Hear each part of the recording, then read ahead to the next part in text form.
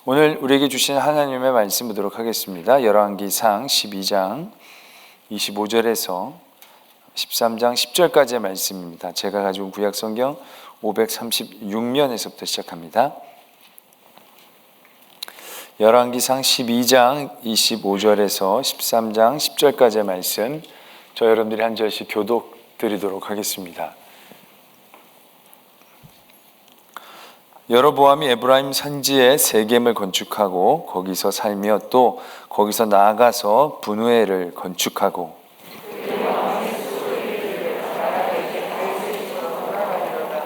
만일 이 백성이 예루살렘에 있는 여호와의 성전에 제사를 드리고자 하여 올라가면 이 백성의 마음이 유다 왕된 그들의 주 르호보암에게로 돌아가서 나를 죽이고 유다의 왕 르호보암에게로 돌아가리로다 하고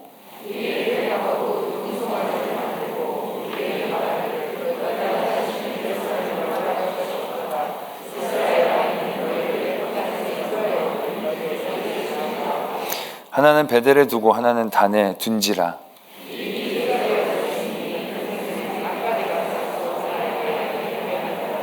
그가 또 산당들을 짓고 레위 자손 아닌 보통 백성으로 제사장을 삼고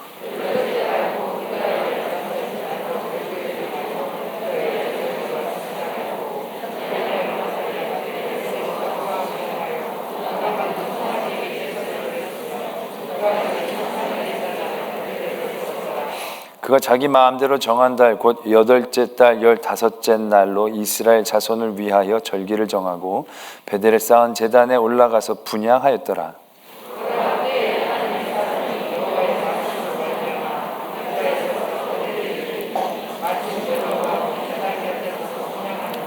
하나님의 사람이 제단을 향하여 여호와의 말씀으로 외쳐 이르되 제단아 제단아 여호와께서 이와 같이 말씀하시기를 다윗의 집에 요시야라 이름하는 아들을 낳으리니 그가 내 위에 분향하는 산당 제사장을 내 위에서 제물로 바칠 것이요 또 사람의 뼈를 내 위에서 사르리라 하셨느니라 하고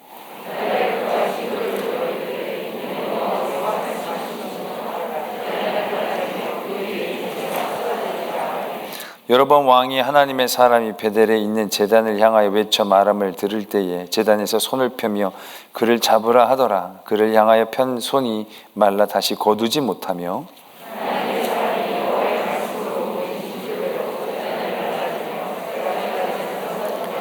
왕이 하나님의 사람에게 말하여 이르되 청하건대 너는 나를 위하여 내 하나님 여호와께 은혜를 구하여 내 손이 다시 성하게 기도하라. 하나님의 사람이 여호와께 은혜를 구하니 왕의 손이 다시 성하여 전과 같이 되니라.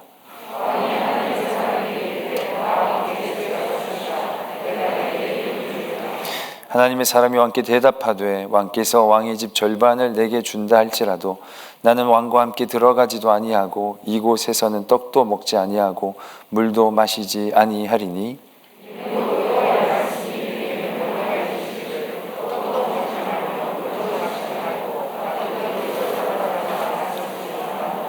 함께요. 이에 다른 길로 가고 자기가 베델에 오던 길로 되돌아가지도 아니하니라. 아멘. 하나님의 말씀입니다. 오늘 열왕기상 12장의 말씀, 참으로 안타까운 북이스라엘의 모습들을 우리가 보게 됩니다. 그 전에도 저희들이 한번 은혜를 나눴듯이 이스라엘이 남유다와 북이스라엘로 나누어지게 되지요. 솔로몬 왕의 그런 하나님 앞에서의 잘못들로 인하여 르호보암 때에 결국 그 나라가 갈라지게 되어집니다. 그리고 난 다음에 이제 북이스라엘의 여로보암이라는 사람이 왕이 되어지는 것에서부터 오늘 읽은 말씀이 시작이 됩니다.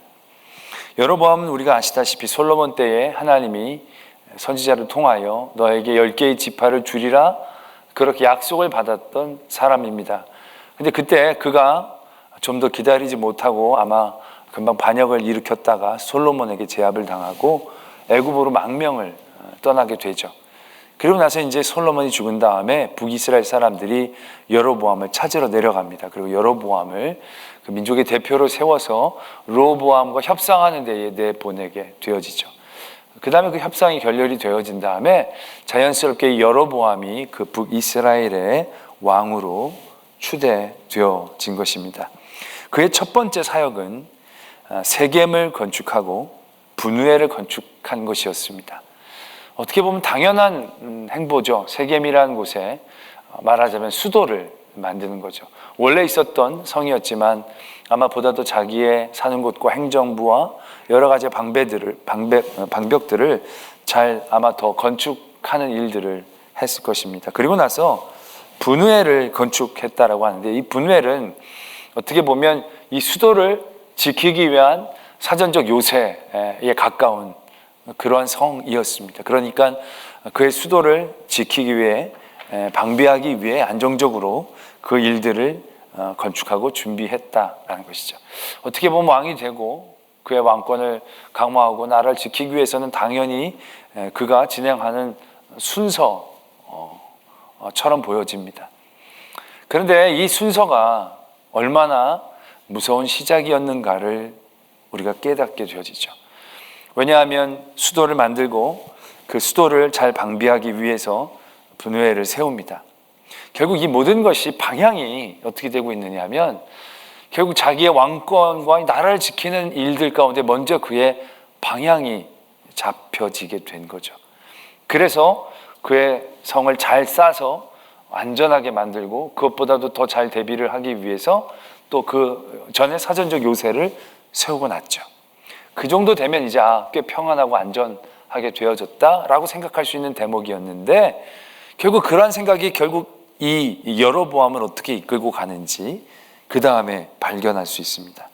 그의 마음이 스스로 이르기를, 나라가 이제 다윗의 집으로 돌아가면 어떻게 할까?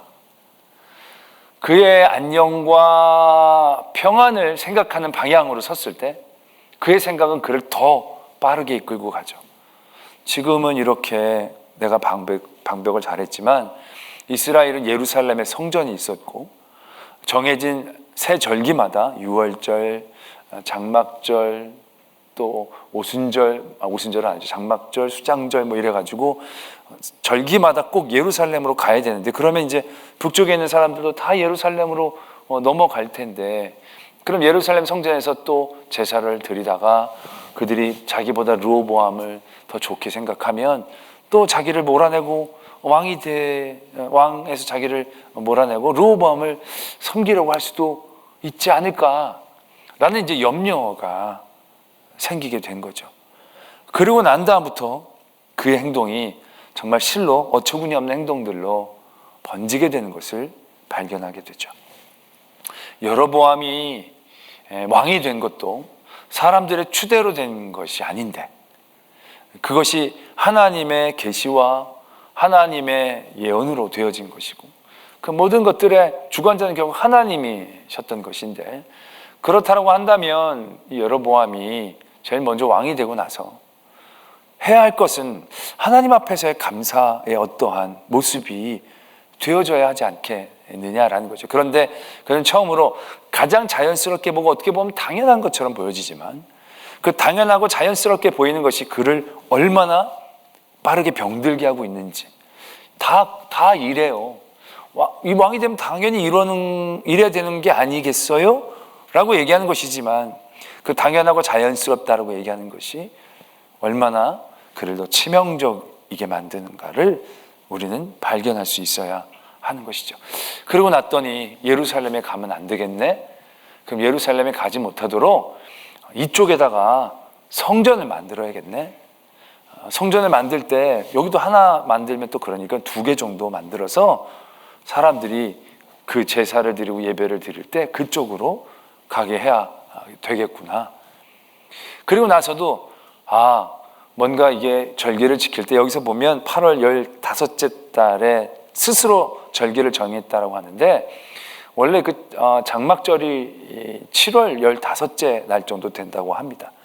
근데 그때는 그 이스라엘의 여러 가지 그 상황이 농사를 막 마무리하고 나서 굉장히 이제 급할 때, 바쁠 때인 거죠. 일종의 추수를 막 마치고 나서 여러 가지 뭐 일들이 많을 그런 때였다는 것이죠.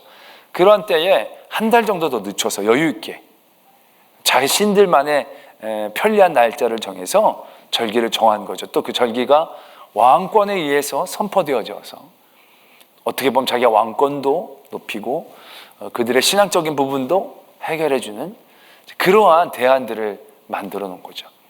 그런 가운데 아마 그 북쪽에서 여러 레위인들의 반발이 있었을 것입니다. 아마 역대서에는 그러한 일들이 조금 적혀져 있죠.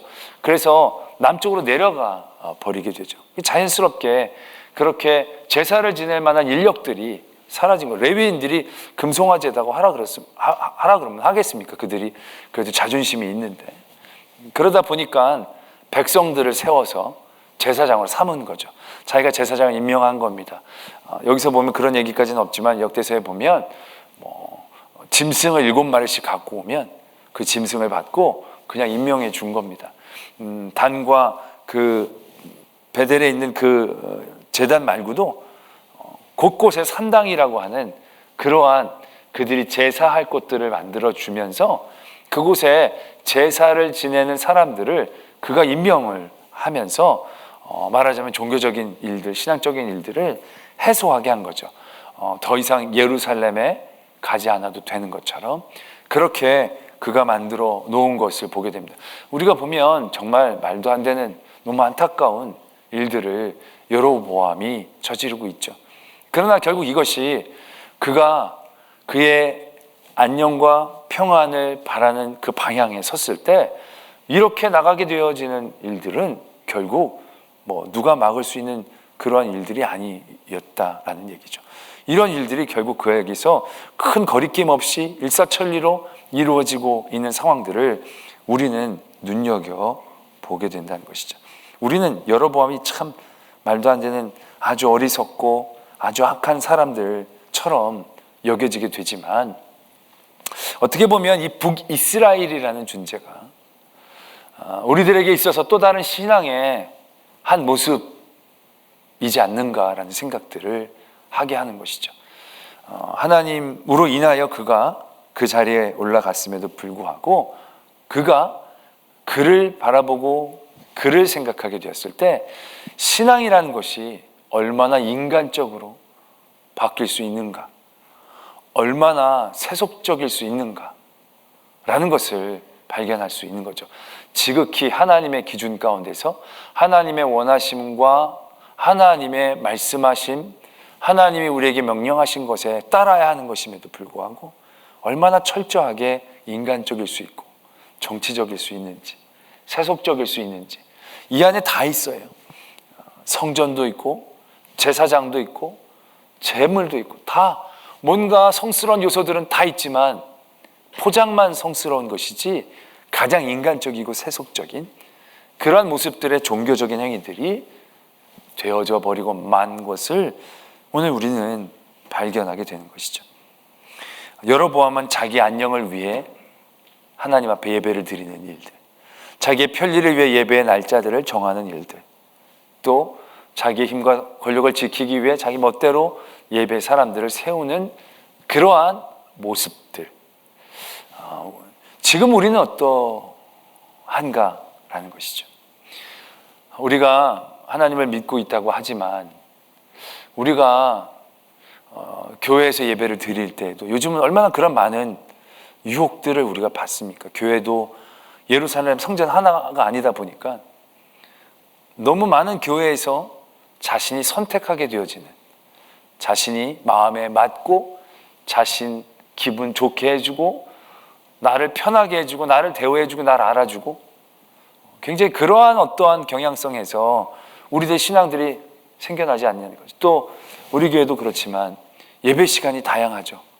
예배 시간이 다양하다 보니까 결국 내가 원하고 내가 바라는 그런 예배 시간들을 우리가 정해서 드려지게 되어지는 모습들, 예배를 드리는 거고 내가 믿음을 갖는 거지만 알게 모르게 우리 안에 우리의 믿음이라는 것이 하나님 중심이 아니라 인간 중심으로 바뀌고 있는 것을 우리는 느끼지 못하고 있는 것은 아닌지 다시 한번 깨닫게 되는 대목이 되는 거죠.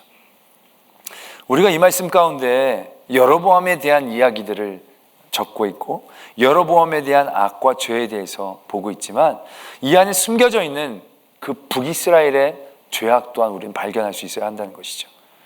여로보암이 지금 왕이 된 지 얼마 되지 않은 겁니다. 우리가 그 이전에도 알 수 있듯이 르호보암은 이미 왕족의 아들이었음에도 불구하고 그 왕권을 인정받는데 여러 지파들의 동의가 필요했고 여러 가지 사람들의 눈치가 보여질 수밖에 없는 그런 상황이었습니다. 그렇다면 여로보암은 더더욱 쉽지 않은 자리에 있었던 거죠. 그는 왕도 아니었습니다. 그냥 왕이 세워준 거고 그 사람들이 버려버리면 그는 아무것도 아닌 존재도 되어버릴 수밖에 없는 사람입니다. 자기도 걱정했듯이 그들이 자꾸 예루살렘으로 가다 보면 그 전에 있었던 왕 르호보암에게로 돌아가면 어떡하나 그런 걱정을 할 만큼 여로보암이 강력한 왕권을 갖고 있었다라고 얘기하기는 어려운 상황이라는 얘기죠. 근데 그럼에도 불구하고 여로보암이 예루살렘 성전이 아니라 그들 근처에서 단과 베델에 성전을 짓는다라고 얘기하는 거야.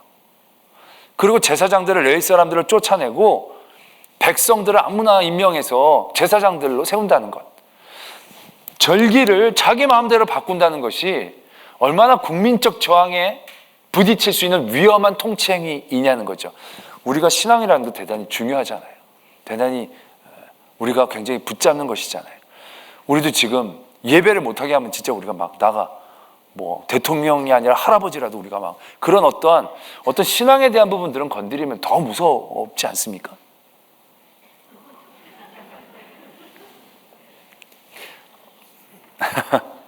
할렐루야. 네. 아멘. 그렇죠. 신앙적인 부분은 더 저항이 센 겁니다. 그런데 지금 그러한 여로보암의 여러 가지 계획들이 대단히 술술 진행되고 있다는 사실입니다. 이 안에 무엇을 의미하고 있습니까? 백성들도 그것을 좋아하고 있었다라는 의미들이 있는 거죠. 절기마다 북쪽에서 예루살렘까지 가가지고 예배를 드렸었는데 이젠 그럴 필요 없다고 왕이 얘기합니다. 그리고 베델과 단에서 드리면 된다고 얘기합니다. 이거 솔직히 말도 안 되는 거거든요. 이게 어디서 나온 법인지 모르는 법이 왕에게서 되어진 겁니다. 하나님이 그들에게 주신 분명한 말씀과 법이 그들에게 있었거든요. 언제 어디서 예배를 드려야 된다는 것에 대해서 모든 것들이 그들에게 분명히 말씀으로 주어졌음에도 불구하고 그들은 왕이 한 얘기에 그냥 순종합니다.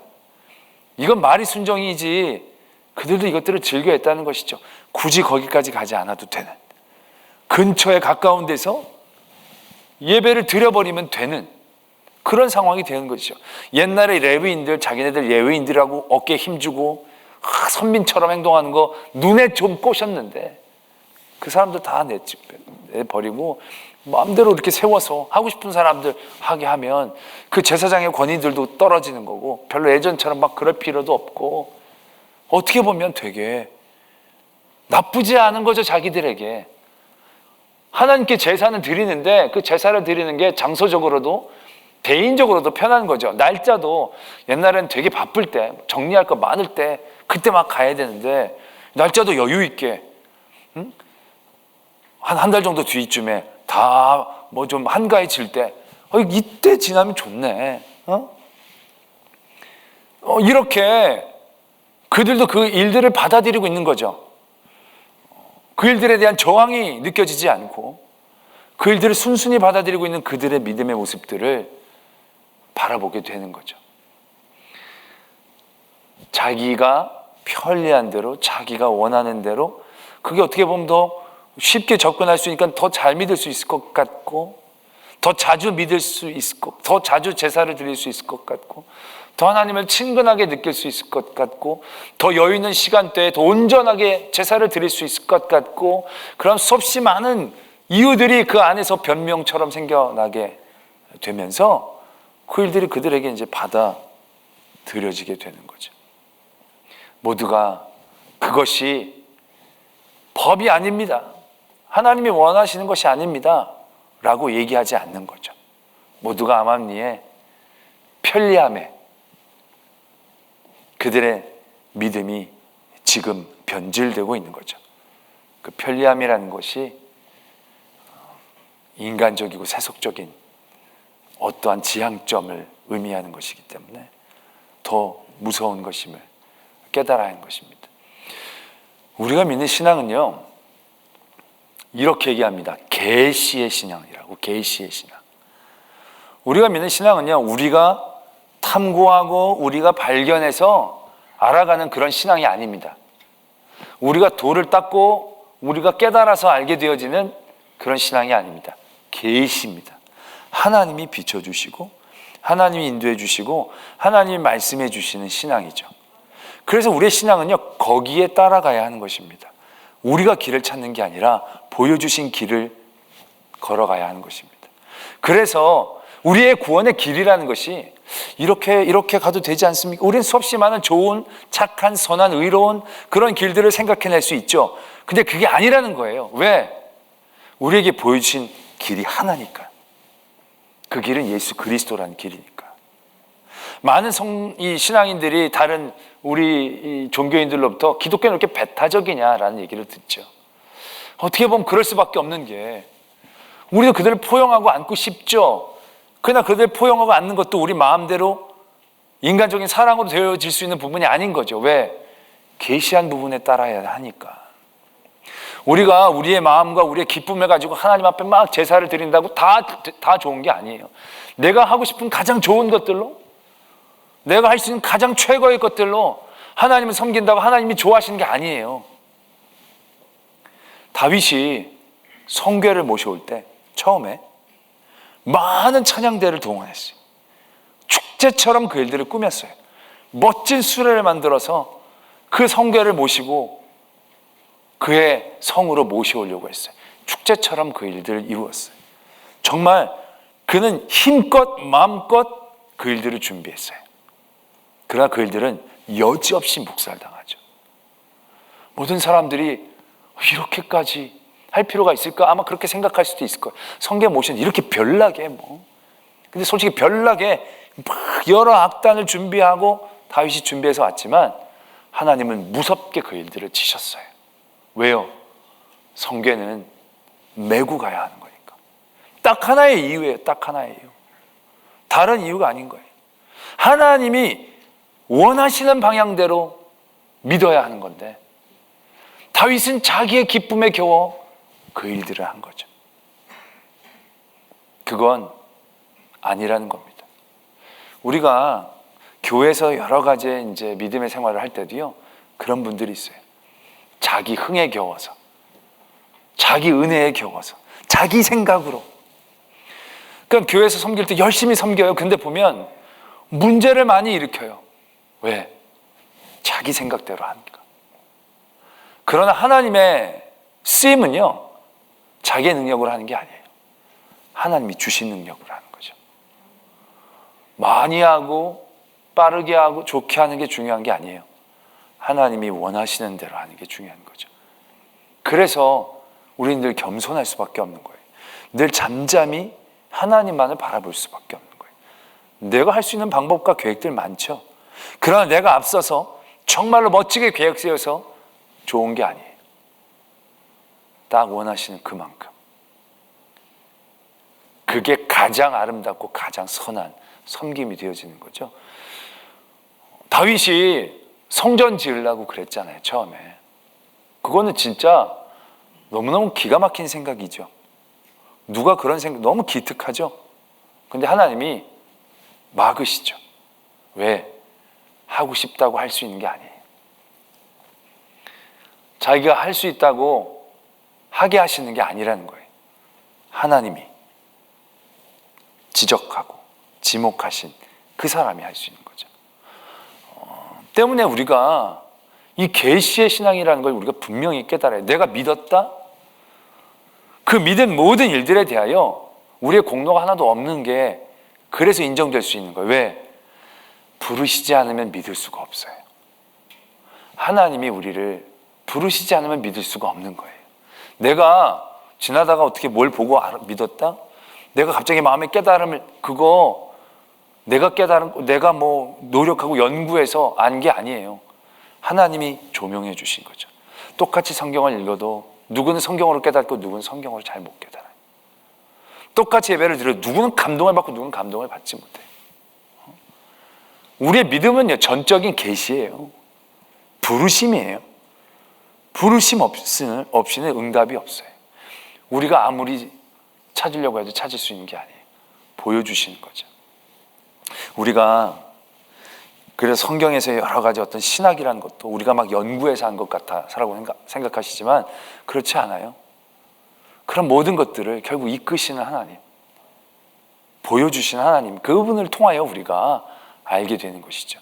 그래서 우리는요, 그런 하나님의 말씀을 늘 경청해야 하는 거죠. 내 생각과 행동들이 앞서가지 않도록 늘 주의 인도하심을 따라갈 수 있도록 우리는 늘 우리의 자리와 위치들을 분명히 해야 한다는 것이죠. 그 자리는 편리할 자리가 아닌 거예요. 편리하지 않죠. 편안하지 않을 것입니다. 힘들 것입니다. 제가 요즘 주례할 때 잘 써먹는 얘기 중에 하나가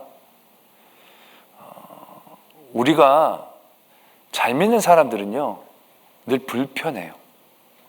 근데 불편한 게 믿음의 깊이를 갖게 하는데 대단히 중요한 요소인 거예요. 편한 게 정말 좋은 게 아닌 거예요.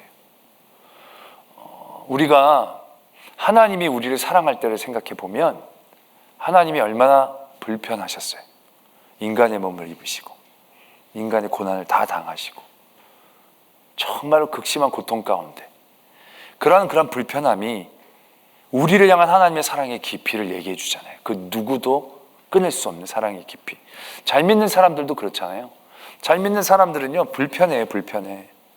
오늘 저녁에도 나오신 분들은 집에서 예배 안 드려도 된다고 생각하는 분들을 편리하게 주에 한 번만 드려도 된다고 생각하는 분들이지만 불편하게 예배 드리잖아요. 또 새벽에도 깨야 되고 뭐 주일 온종일 봉사도 하고 되게 몸이 불편하잖아요. 근데 그 불편함이 하나님에 대한 더 깊은 사랑을 깨닫게 해주지 않습니까? 편리하게 믿는 분들은요 믿음이 깊어지기가 어려운 거예요.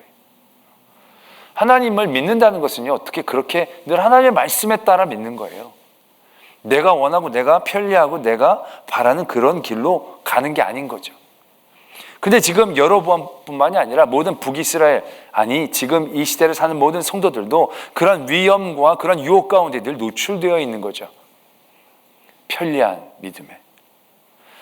우리가 우리의 편리 때문에 지금도 얼마나 많은 것들을 조금씩 바꾸고 있는지, 그 편리를 따라가면데 우리가 모두가 암암리에 동의하면서 그렇게 하고 있는 것들이, 이거 너무 불편하니까 또 왔다 갔다 하는 거 힘드니까 우리 다 온 김에 이렇게 하고, 물론 주일 저녁 예배가 성경에 꼭 드리라고 적혀있는 건 아니에요. 새벽 예배를 꼭 하라고 적혀있는 건 아니에요. 그러나 우리가 하나님의 말씀에 따라 그 믿음의 자리를 지키려면 우리의 편리함과 내가 원하는 것들을 부정하는 것에서 하나님의 말씀을 경청하는 자리가 생겨날 수 있는 거죠. 내 편리와 내 원함에 대한 방향성으로 내가 틀어지면 그때는 무섭게 내 편리함이 하나님의 원하심으로 둔갑해버리기 쉽다는 거죠. 오늘 여로보암처럼, 이스라엘 민족처럼 이때 유다에서 한 선지자가 올라옵니다. 이 사람은 한 걸음에 유다에서부터 올라옵니다. 적진으로 죽으러 들어가는 겁니다. 얼마나 불편하고 힘든 여정입니까? 거기서 먹지도 마시지도 말라고. 그 길을 한 걸음에 갔다 한 걸음에 내려오는 것은 대단히 쉬운 걸음이 아닙니다. 그렇게 걸으려면 진짜 하루 이틀은 가야 할 터인데 왕복으로 갔다 와. 그럼 나중에 이제 오늘은 그 말씀을 읽지 않았지만 거기서 먹지도 마시지도 말고 북이스라엘 건너와야 되는 건데요. 대단히 쉽지 않은 여정입니다. 뭐 이렇게까지. 그런데 그 사람은 그런 말씀을 받고 그 사지로 올라오는 한 선지자. 여기선 그 사람을 선지자라고 얘기하지 않고요, 하나님의 사람이라고 얘기하고 있습니다. 이건 굉장히 특이한, 말하자면 표현인 겁니다. 선지자가 아니라 이게 그 주석에 보니까 보통 이 히브리어는 동사가 모든 것들을 표현할 때가 많습니다.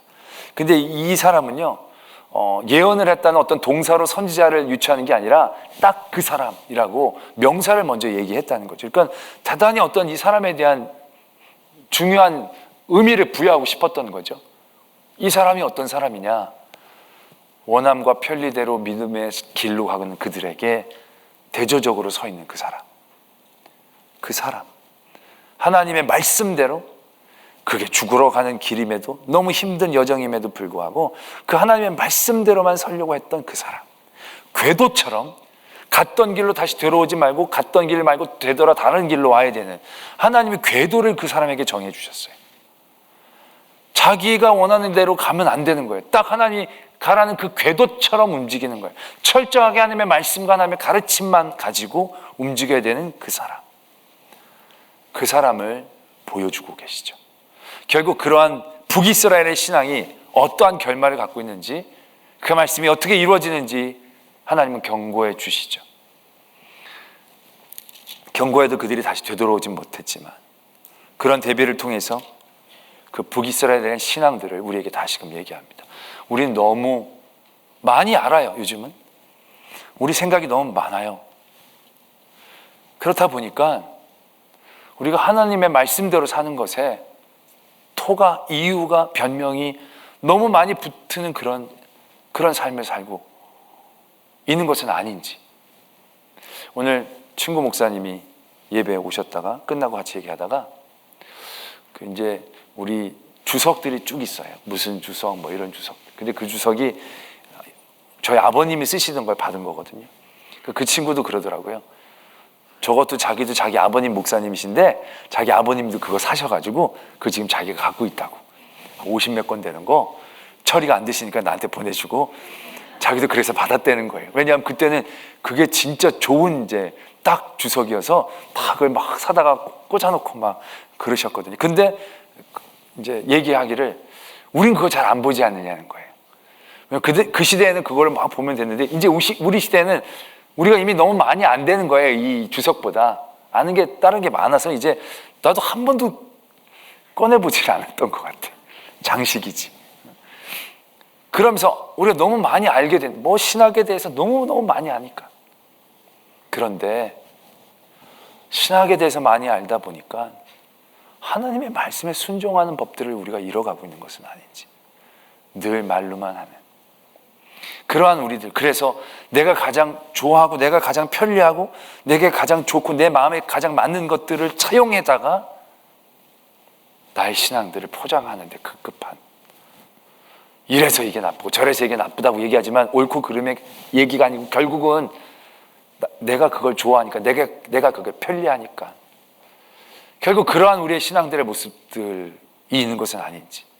그렇다면 이 여로보암과 그들과 함께하고 있는 이 북이스라엘 사람과 우리가 크게 다를 바는 없는, 예루살렘이 아니라 베델에서 예배하고 있는 그러한 우리들의 신앙은 아닌지 다시 한번 바라볼 수 있어야 한다라는 것입니다. 여로보암과 북이스라엘의 얘기는 여로보암과 북이스라엘의 얘기가 아니라 곧 우리의 얘기가 될 수 있다라는 그러한 깨어있음으로 더욱더 우리의 신앙이 하나님의 말씀에 더욱더 집중하고 순종하고 하나님이 말씀하신 그 일에 따라 깨어있기를 도전할 수 있는 그러한 믿음이 되어지기를 소망합니다.